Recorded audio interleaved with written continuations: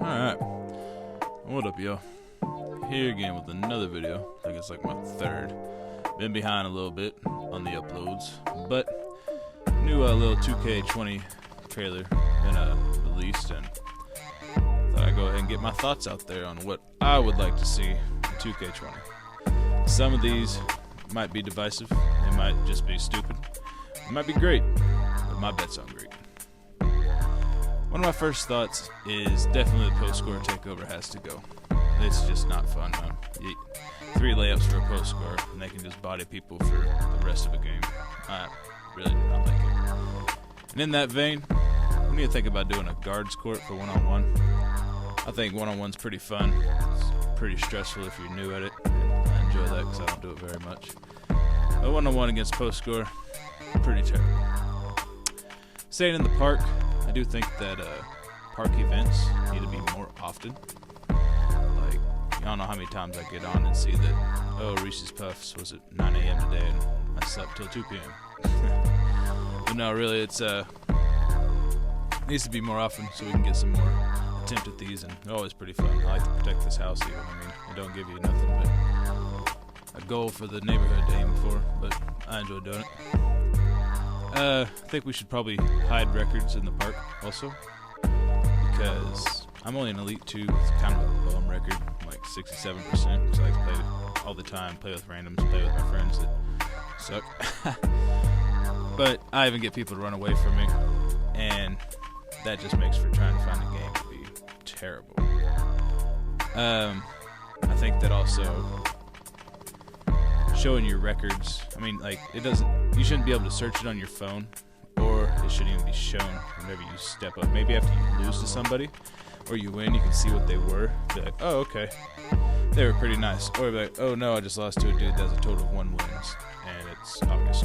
But the next little thing that I was thinking of is kind of what my pet peeves: slower jump shots for bigs, man.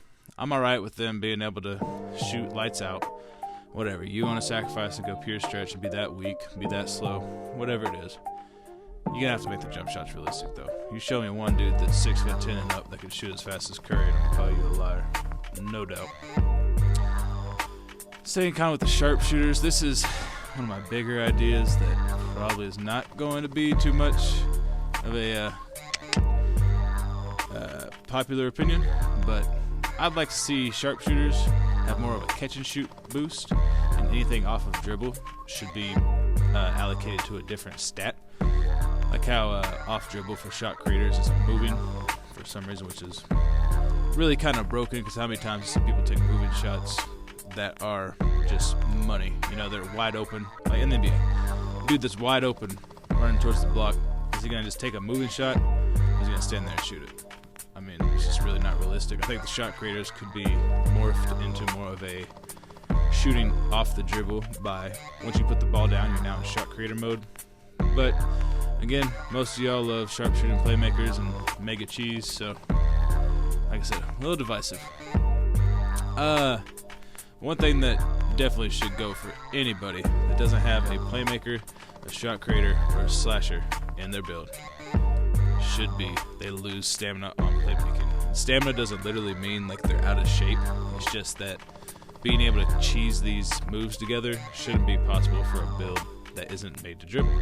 I understand you might be a lockdown defender and be able to run a great 40 time. Oh, what are they using? Basketball combine. But I don't think that's really realistic to sit there and be able to hit, you know, behind the back hesitations back and forth 10 times just to hope that somebody reaches so you can take off. Kind of more one of my picky ones is that hands up defense stops my playmaker takeover. I mean, I've been a playmaking shot creator the last, what would that be? 3 2Ks? 2 2Ks. Whatever it is. Since the playmaking shot creator was born in the 2 archetype system. And I was really looking forward to that 94 being able to put people on the ground. As y'all can see in some of my highlights, I still do that, but it's way harder than you would really think, and it's really only against bums. There's sometimes that there's a good guy on you, and you really want to just put him on the ground like, dude, I've got takeover. It's time for me to make you pay. Reaching on me all game or strapping that 3 in my face just a little bit ago. I'd also like to see a matchmaking implemented, maybe like a crew matchmaking, where if you have your 2 people, or if you do 3v3, even in the park, that you could have like matchmaking. Like Call of Duty, you go into a lobby, you go up against 3 people, then you play, and just have it search for you instead of waiting for somebody to show up. Maybe that could be more grind or more incentives there. Maybe bring back the park rep, and that could be better grind for the park rep and not for your overall. But whatever it is, I actually enjoy the road to 99 because I think that it keeps me invested in wanting to get higher. And the only real downside is that logistically speaking, it's way better to play my career than anything else. And my career is terribly boring. But sticking on the my career vein, I'd love to see them take all this energy that they put into the Prelude and give me 4 or 5 games in this wild storyline. Actually, I haven't watched it in 2 years. But I've heard that it's a wild storyline. And now, oh no, I'm in the NBA. The problem with that is that most 2K players do not care about that after the first time through. Me, when I was doing the Prelude, I was trying to skip every cutscene just so I could get back and see what the game mechanics were like. So I'm skipping all this that they put their hard time in, and it's for nothing. I mean, why'd they do all this if it wasn't for me to even watch it? I didn't watch it I think the last like full 2K was. 2K in my career that I actually watched and kind of enjoyed was that the one where you're a freak and your friend like dies in a car wreck? Whatever that one is. That one's a little nuts. Oh, that was the President. I think that was the President one. I actually like that name. That was a solid 2K. But besides that, I think my career is kind of cheeks. And if you want to keep me entertained, at least give me a good storyline. Maybe get like, I don't know, like Quentin Tarantino. Just do the whole storyline. That'd be crazy. Everybody would die in the end. That'd be awesome. Let's see what else I got here. I think that the matchmaking where they have it, which right now the only way that you really have matchmaking is in Pro-Am, whether that be Team Pro-Am or Walk-On, is just completely garbage. How do you should see, I mean, if y'all don't run it, you should see some of these teams that we come up against. Like, right now I think that I have like 500 games played in Walk-On this year. That's where my team wanted to run, so that's where we've been running a lot. But we're like Amateur 2, or whatever it is. I think I'm still like 180 games positive. But anyways, like Amateur 2, which, you know, if that's in Park, you're a bum. But in Pro-Am, somehow that means that I get to play against Pro 3s, and I think I've seen a couple of Elites. Not gonna lie, my team runs from them, because I'm not going to be playing against somebody that somehow, some way, found a way to be an elite in Pro-Am. You need to go to the league, get off of my court. This is not going to be fun for either of us. I think that also, well, since we're there, the ranking system, Amateur 1, Pro, Elite, all that, should be fixed for Pro-Am. I think it's kind of pointless to have it in there if it's not obtainable. Y'all can find somebody in the world that's like an Elite 3 in a Pro-Am. Send them to me, because I got to know. I follow this guy here on YouTube, Oakland Rose. Dang good point guard. Really. Plays playmaker shot creator. Shout out to that. A dang good point guard. I think he's like a Pro 2, and that's it. And that dude says he's played like over 1,000 games. I mean, in what world does that make sense? That you can play 600 games in Park, and if you're 400 and 200, you're somehow Elite 1. But you spend hours upon hours getting to thousands of games in Pro-Am, and you can't even get there.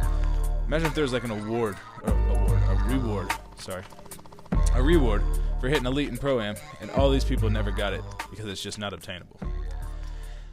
Last thing is that I'd like to see, try to make it quick, I think this video's going a little long actually, would be the ability or the